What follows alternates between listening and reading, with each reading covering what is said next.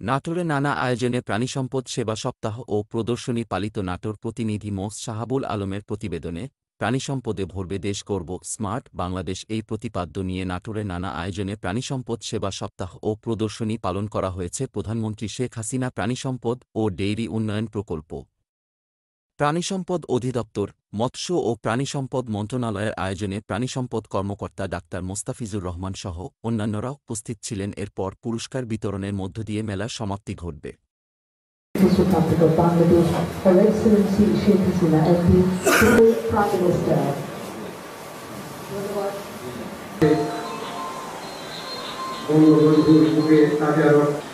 বঙ্গবন্ধুর কন্যা শেখ হাসিনা দেশে এসেছিলেন বলেই অসংখ্য লাইভ বাংলাদেশে উপস্থিত রয়েছে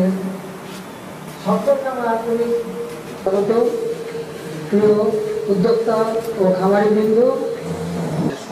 আর আমি একটা কথা বলব, বঙ্গবন্ধুর কন্যা শেখ হাসিনা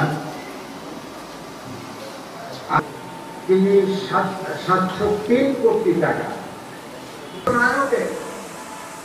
রাজনৈতিক অঙ্গীকার নোবেল বিজয়ীদের প্রশংসায় পঞ্চমুখ হওয়া, দরিদ্র মানুষের দারিদ্রতা এবং এই বাংলাদেশ ইনশাআল্লাহ শেখ হাসিনা আল্লাহ যেন তাকে সুদীর্ঘ হায়াত দান করে।